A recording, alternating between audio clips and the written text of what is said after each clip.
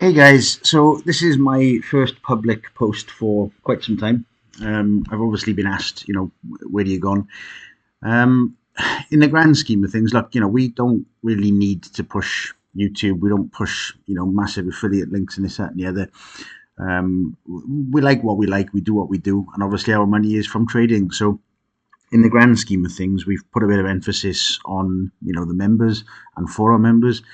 And what I wanted to do was just maybe put something out. We kind of coming up close to Christmas, and I think it would be useful for some of you guys maybe who are kind of there but not quite all the way there yet in terms of your understanding. Obviously, I think sometimes as well it comes down to just the kind of the psychology as a whole. I've been doing this a very long time, and I think you kind of see the same things over and over again. You see the same kind of patterns, the same kind of mistakes, even the same types of people. And it's not to kind of pigeonhole anyone or put anyone kind of in that situation, but I think you get, you get a very simplistic view when you have done this for so long. Okay, and I think the one thing that I see more often than not is people tend to overcomplicate almost every aspect of trading, right? So, from my point of view, if you were to look at the charts and to break this down, what you're looking for is, in essence, just a general bias, right? So, some of the things that we teach and some of the things that we cover, we talk about things like Elliott wave and Wyckoff, and then you come into things like master patterns, and these types of things can be kind of simplified even further. And I think this is the big difference in terms of what a lot of people don't seem to grasp, right? So let me start with a couple of different things that I've posted. So if you come into my TradingView profile, I've posted a couple of different things, right, in terms of patterns and making them easy. And you see a lot of people with different indicators, different techniques. People will talk about heads and shoulders and geometric patterns and shapes and forms. And what you have to understand is a lot of these things, they're very simplistic in the foundation level, right? So what you're looking for is basically the character of a trend. So whether it's a crab pattern, whether it's a smart money technique, the logic behind all of these things, right? It comes back not to Elliott wave. Elliott wave is the same. It's a it's a pattern. It's a geometric kind of shape. It's an expectation. All of these things, they still come back to the fundamental laws of liquidity, right? So if you imagine, I'm just going to use this picture as the example. If you imagine the starting price, right, at this X level here on the left, price will rally up. Now, at this particular point, there's going to be orders left on the table, right? And the price then will take its rally. And as people start to get excited and new buyers step in, the price will come back down. Right? Now, what you see from an Elliott wave perspective is a lot of the time this first move will be relatively deep, right? And the reason for that is a lot of the retail traders will actually be over leveraged. They'll be looking for massive gains in quick succession. And ultimately, they just put their stop losses too tight. This thing comes all the way back, right? And then the real move can truly begin. Okay, so the logic is pretty straightforward there. Now, if you break that down and you come into the next kind of level, the next level, like I said, I've done a few of these posts, right? Now, you can probably click on these and you can come into these various posts and you can kind of see, I guess, some of the concepts, right? And all this is, this is free. This is all stuff that's kind of readily available now on TradingView. So the general idea of supply demand, right? It's basically where liquidity sits. Okay, so regardless of how you badge it, whether it's an Elliott wave, this or a Wyckoff accumulation or a distribution, whether it's a pattern that goes to a Fibonacci extension, the market is always seeking liquidity, right? And that's kind of the simplest way to put this. So, with all of that being said, right, like I said, you can come and read, all of these things, and I'm not going to go into too much depth for this, right? This is just more, I want to get onto the charts. I just wanted to show you a little bit in terms of what I'm talking about, okay? Now, if I was to zoom all the way out, right, and I'm going to look at, say, the weekly to begin with. Let me get rid of some of my drawings. I've got these, these and these off. Okay. Now what I'm going to do, I'm going to put the weekly chart straight on. I'm looking at this on a euro. This will obviously work on a lot of the different instruments and tools, right? Some of them, when you start talking about a shit coin that nobody's ever heard of on a 5-second chart, it's not going to be the same principles, right? Now, if we look at the price and we look at the price points, the first thing that I'm trying to identify is what have we done on my bigger time frame, right? Now, another thing that I've discussed on TradingView, and I've posted probably 6 or 7 different types of posts. Let me go back to this one. Posted 6 or 7 different types of posts talking about the Dow theory, right? And Dow theory concepts kind of as a whole. So it's kind of the granddaddy of technical analysis, right? Now, with that being said, what I'm trying to do is I'm trying to get my outside view, right? My bias, my general direction on the much bigger time frame. Okay, so if I'm out looking at this time frame on a weekly perspective, I can easily assume that my higher time frame is going to be the monthly, right? So in a nutshell, what I have right now with this view is my monthly time frame, my larger degree, is pointing upwards. Okay, so that's the first thing that I'm looking for. That's the very, very first thing that I'm looking for every time I sit in front of the charts. Is what's that bigger time frame doing, right? Now this time frame for you, right, and you could be looking to trade this on an intraday perspective. You could be looking for very short-term scalps. The concepts will be the same. It's only the time frames therefore that change, right? So if I'm going to start on the weekly, I'm assuming that my monthly is now up. I'm going to look at where I am from the first point of view in terms of a range. Okay. Now, if I was looking at this from a smaller time frame, I might be saying, okay, let's not look at the weekly. Let's look at the 4-hour as my external time frame, right? The largest degree. Then I'm going to come down to maybe a 1 hour or 15-minute. And then what I'm going to do is I'm going to take that down again to what I would class as a trigger time frame, being my entry time frame. Right. So let's just show the example on a weekly to start with. Right now, we've obviously had this type of move up here. Right? And every single time we break fresh highs and lows, right, we can easily put these little lines on, right, and we're looking for a range. So what we've now done is we've created this high. It was this low that broke this prior high, right, which means my current range is there today. Okay. Now, without looking at anything else, I know I've got the demand marked out. Without looking at anything else, what I've actually gone and done right now is I've identified my higher time frame directional bias, right? And then I've given myself a shorter time frame understanding of what the market is trying to facilitate. Okay, so what I have with this is, although I have a nice little demand area there, I'm not using that to trade in terms of my entry models. I'm not looking for this in terms of how I start, where I start, why I start. What I'm trying to do is to give myself a very clear, right, a very, very clear image or snapshot, if you will, in terms of the market conditions and the market sentiment. Now, obviously, I can overlap things like an Elliott wave count. I can overlap things like a Wyckoff accumulation distribution. I can obviously look at other aspects, as in the retail sentiment. I could look at COT data. There's a million other tools. There's a million other things that I could add to this. Right? What I'm doing is, this is for the sake of simplicity and keeping this very, very straightforward. Okay. Now, I've got my biggest bias, right, and this is the outside time frame bias. And I've got my general direction in terms of what we're trying to facilitate. So right now, I'm seeing this as an uptrend with a current pullback. Right? So without looking at anything else, I've already got a pretty good understanding in terms of what the market is aiming to do. Right? Larger time frame up, medium time frame down, very likely. Okay. Now I can step into this smaller time frame.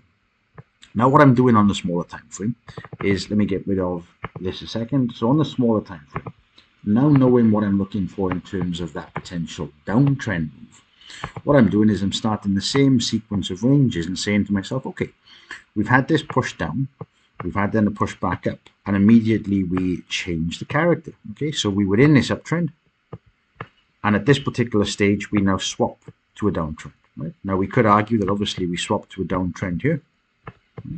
But obviously we know that we made a new high. So, this for me is fine.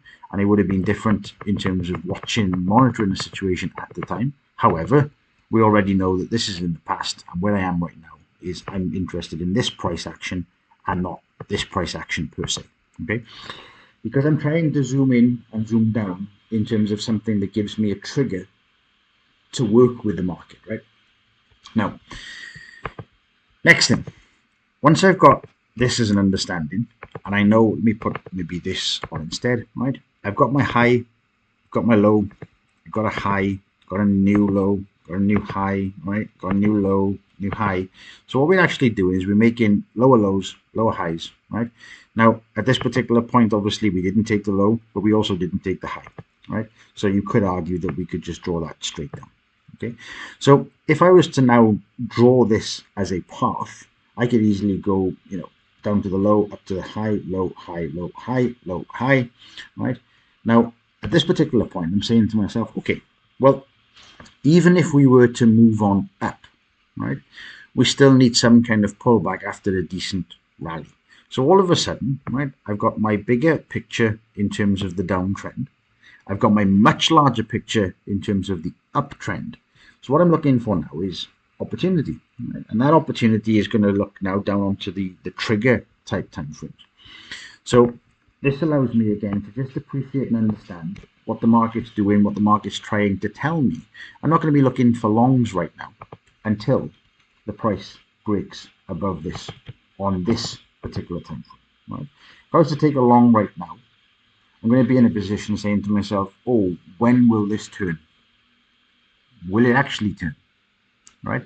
These are the things that you want to try to avoid because that's guessing, right? And that's just, there's no different than gambling, right?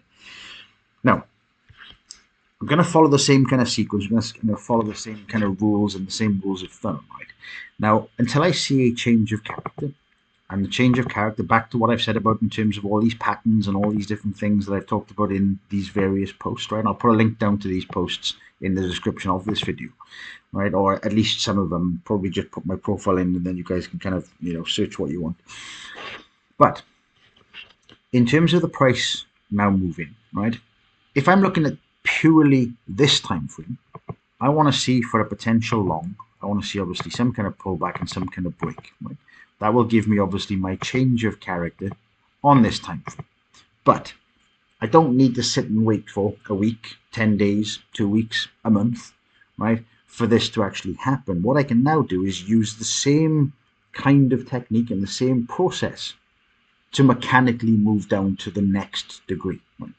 So at this particular point, we are now in a position where we know that we're in a downtrend on that larger degree, right? So this was the weekly into the daily. Now, obviously, on the daily time frame, we've had this push up. We failed to take any major highs, right? But we are currently seeing a pullback. So, with the best willing in the world, right, we're in a position where we almost ruled out on this time frame any opportunity for a long. We're not interested in going long for the longer term in the current market condition. And that's 50% of the battle, just understanding that bias, yeah?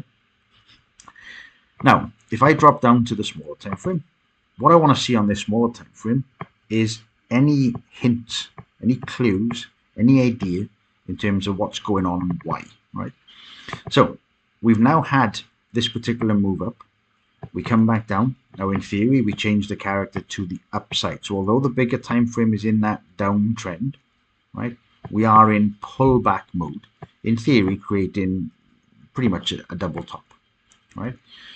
Now, with that being said, if we're in this double top mode and we understand that there's no real longs on the table right now, what we want to look at next is what opportunities could there be, right? And I've already just answered that question in the question itself, right? If we are now looking for long opportunities, where would those long opportunities come? If we're not looking for long opportunities, we are looking for short opportunities, right? Now, in terms of the short opportunities, the same process and the same rules, the same mechanical system, therefore applies, right? Let me get rid of all of these at the moment, right? Let's just make this a little bit easier to see. So we know we now have this high over here. Right? There's my first high. Now what we've gone and done is we can look back from that high to the last prior lows. Right now, this low would have been the low and not the one above. This would have been a fractal low. Right? The reason that we can put this into the mechanical range is that this high was created this low. This low then took out that high, giving me a new high and the prior low. Okay, so right now I have again two options, and I've gone all the way from that weekly time frame all the way down to the 4 hour. Right? This is where it starts to get a little bit more interesting, even on the bigger time frames, because you know what you're trying to facilitate and align with the higher time frames, right? If you are looking for those higher time frame moves, if you're looking for the smaller time frame moves, right, the higher time frames almost become less relevant. The only aspect of relevance they do have, right, is the fact that using them in alignment with the smaller time frames, you could turn a smaller time frame trade into a bigger risk reward ratio trade with a higher probability when both of those time frames therefore align. Okay. Now, what I'm looking for at this particular time frame is any clue of that change of character, right? Or any break of this high or this low. Until such time on this time frame, not interested in any kind of trade, right? Now, that doesn't mean that I'm not looking for a trade. It means on this time frame, there's nothing on in its current view, right? What I can then do is drop down again. So I've now gone 4 hour down to the 1 hour. And what I'm looking for now is any clues to say we've had this potential uptrend move. We're now having a pullback. Am I going to see a potential low followed by a nice little rally, followed by a higher high right here, or sorry, a higher low there, to create a higher high? Okay.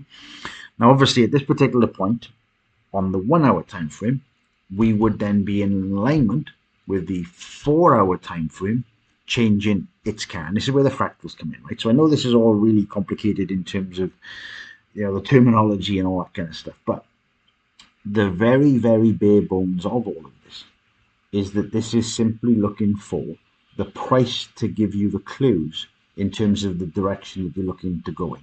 Right? And then you can mix these time frames as you want. You could use the 15, the 4, and the daily. You could obviously use the weekly, the daily, the 4 hour. We could use the daily, the 4 hour, the 1 hour, right? And what you want to do is just get 2 or 3 time frames, right? Don't really want to go more than that. 2 or 3 time frames. Once you've got this kind of nailed down in terms of the general direction, general bias, right? It's going to make things a lot easier for you, right? Then obviously we come into things like entry models, right? So obviously this is something that we discuss with members. This is something that we kind of show behind the scenes, if you will. But the concepts are pretty much the same, right? So this is something that obviously it's very easy to understand. It's very easy to appreciate that you are now working with the trend. And you've probably heard the saying, the trend is your friend, right? And this is the real value, right? This is the real kind of clever bit, right? Now, obviously, one of the things we looked at, and let me just put this on. So this is from a discussion this morning, all right? And I put this in the FX channel.